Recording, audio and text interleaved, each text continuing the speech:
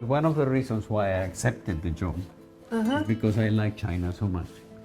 If I had been offered the embassy anywhere else in the world, You would say no. I would have said no.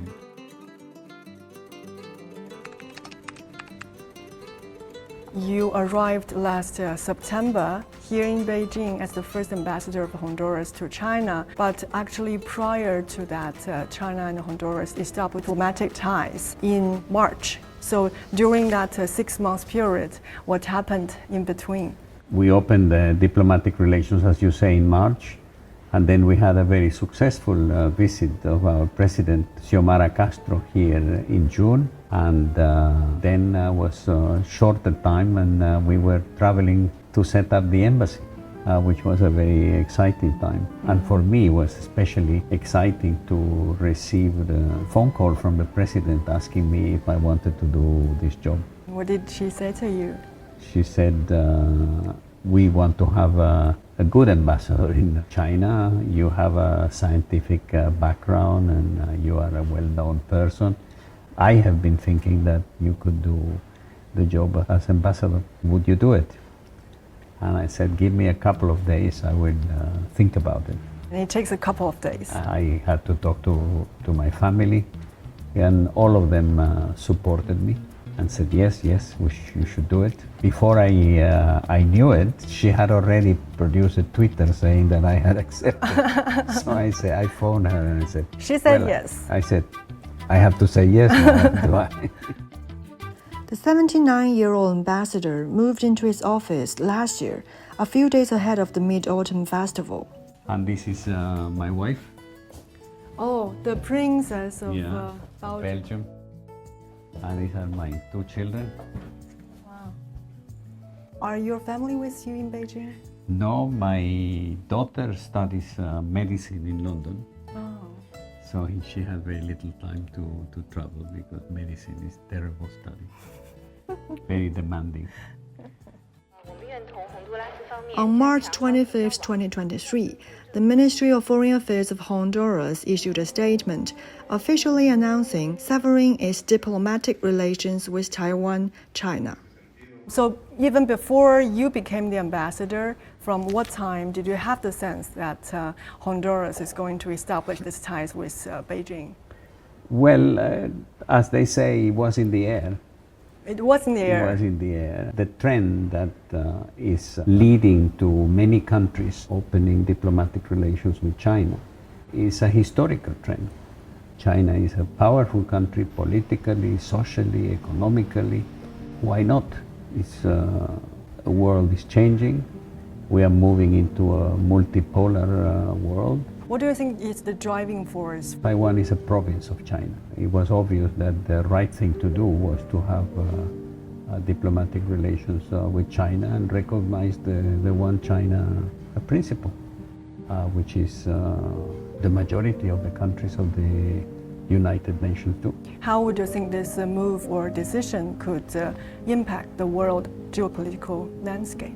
We are not living anymore in a unipolar world in which you have a big single country dominating the whole of the world. And we have to recognize that that's the fact. There is not a single trend, there is not a single thread, and there is not a single way of doing things. I think that is obvious that it's a richer world than to have a unipolar world in which somebody or one society decides what is good for everybody else.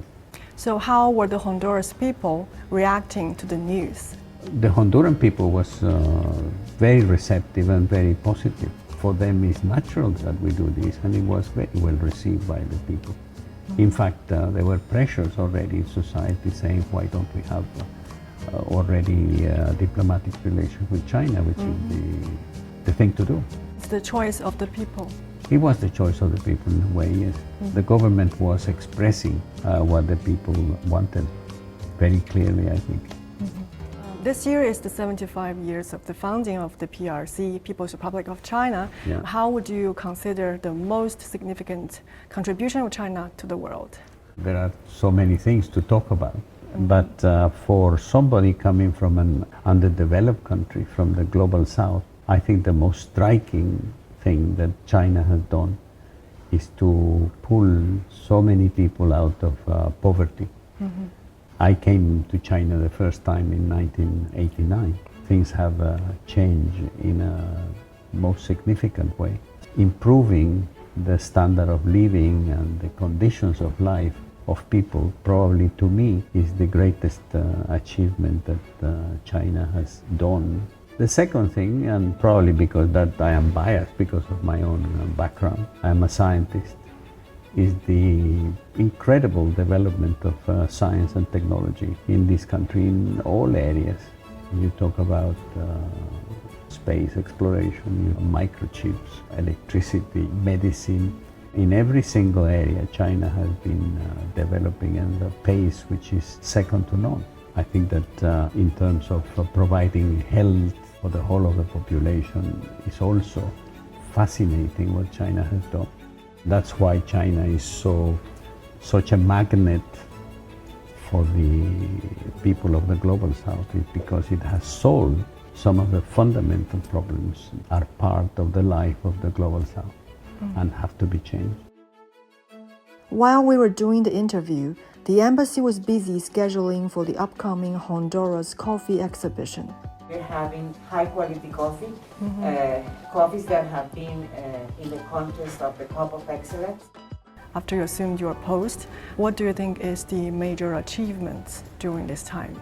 We are in the process of finishing the negotiation for the Freight Trade Agreement. That is going to create the possibility of easier and better exchange of goods and merchandises and people and so on. Then we have practical achievements in terms of negotiating increase in our sale of coffee. We are talking about tobacco and we are talking about sugar, fruits, sea products which are already coming to this country. Coffee is already coming. And we are receiving goods from you. Obviously, a very important one is the culture, the music, the theater. I think it's very interesting for the Chinese people to see that, which is very different from China. So there are very concrete achievements, but there are also things which cannot be measured in terms of money or in terms of infrastructure. But it's cultural, which is very significant.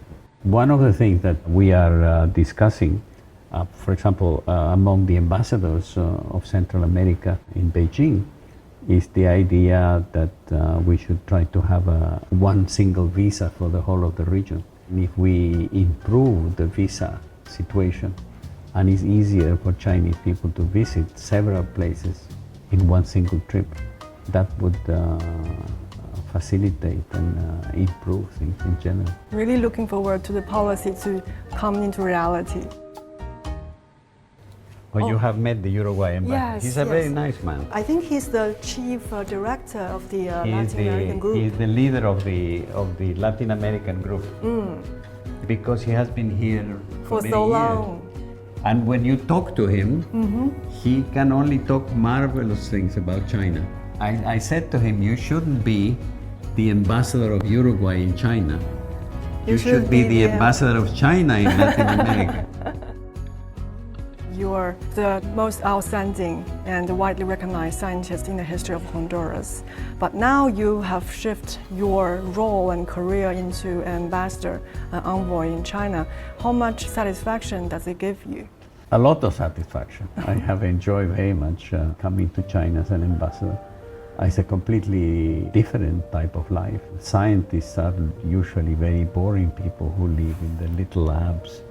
And here what I have encountered is the possibility of meeting people from all over the world, exchanging views and opinions and comparing notes about things. I think it has been, to me, very educative and an eye-opener.